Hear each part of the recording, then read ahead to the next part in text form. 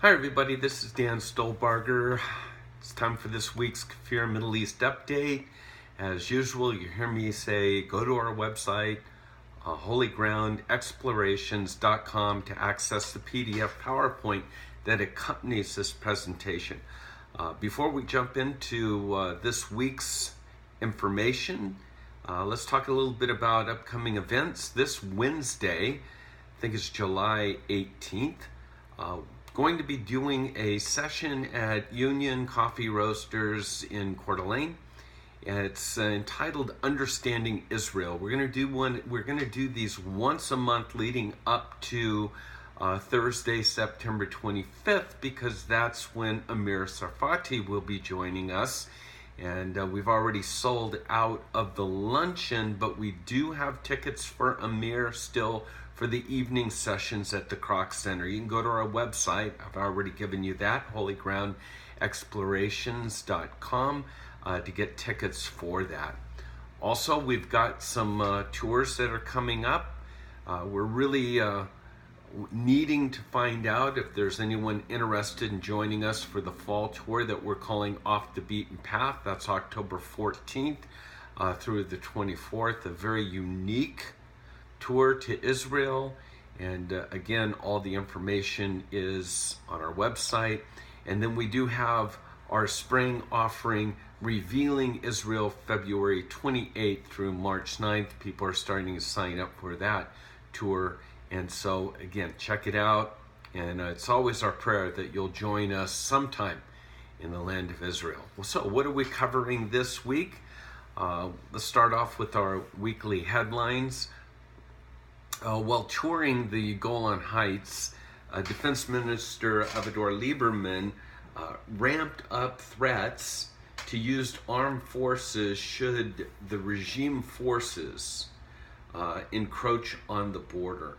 His quote, "Any Syrian soldier who will be in the buffer zone risks his life." I find that interesting because that's a quote earlier in the week.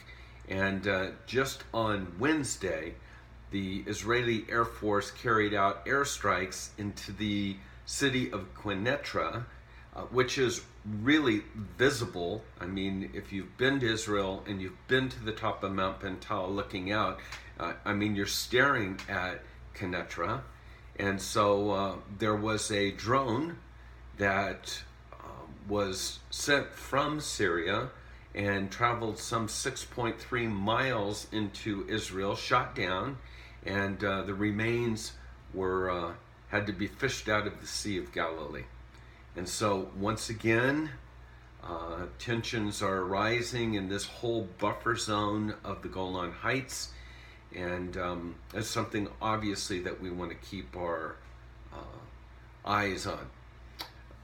There's, unfortunately, I have to report this, the church is, I don't know where your church or fellowship stands when it comes to Israel. Most likely you're standing with Israel during this time, but you have to realize that the majority of Christians today belong to churches that teach what's called replacement theology. In so many words, God's finished with Israel, and he's reinvented his people, the people of God, and that's the Christians today.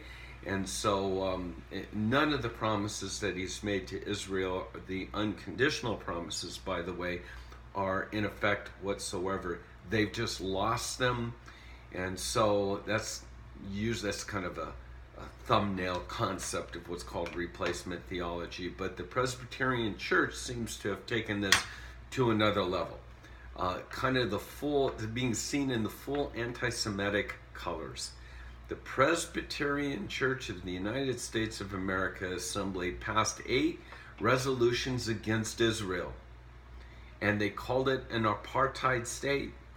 And in contrast, with everything that's going on in Syria, only one resolution was stated against the ongoing carnage in Syria, and another one on Iran were adopted. So 8 versus Israel, 1 versus Syria, and 1 for Iran. Go figure that one out.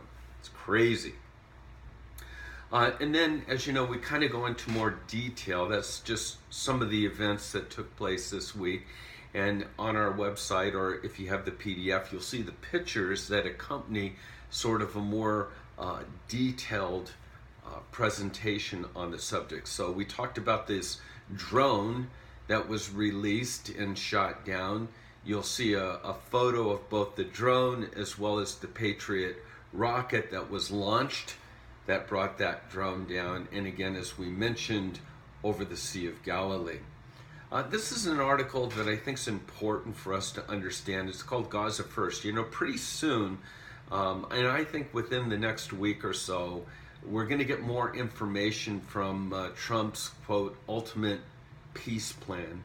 But what Trump has already stated is that he wants to bypass the Palestinian Authority 100% and basically present this peace plan to the Palestinian people directly. So, and it's interesting that moderate Arab leaders of Saudi Arabia, of Jordan, of Egypt, of the United Arab Emirates, they've kind of come alongside of Trump and are basically saying, yes, we need the people need to see what's being presented here, because as you probably know, Abbas has basically said, I don't even want to hear about it. Okay, this is a no-go, and that was all kind of the domino effect that was set up once the United States moved their embassy to Jerusalem. So there's an article there, and I think this is also kind of piggybacking on that article. I call this reality, and I think the reality is that Abbas and his West Bank-based government are seeking to prolong, not heal, but prolong the suffering of the Palestinians in the Gaza.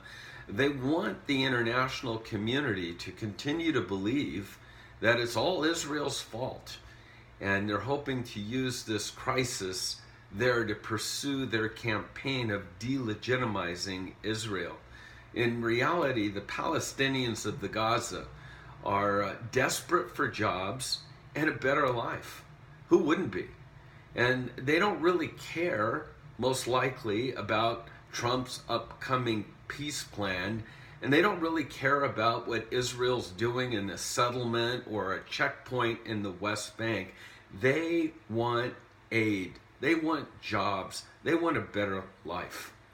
And I think the groundswell is moving in that area, which will be interesting to see how this plan is perceived by the Palestinian people, if it even gets to them.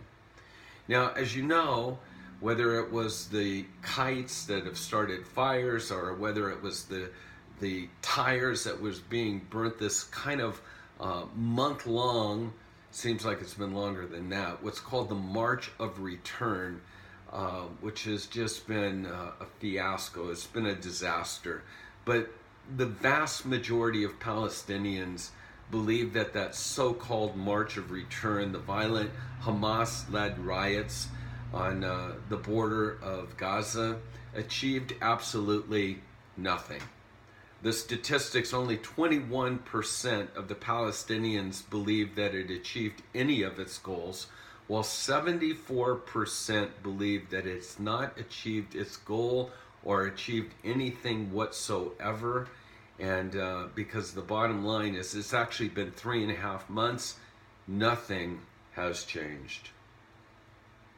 And then we have the war drums, once again, the threats of Iran. Again, when your enemy continues to make these threats, you can't ignore them. And so this week, an international Islamic army has been formed somewhat on Israel's border with Syria on the Golan Heights. And according to the commander of Iran's Revolutionary Guard, they're awaiting orders to attack the Jewish state. Quote, today an international Islamic army has been formed in Syria, and the voices of the Muslims are heard near the Golan.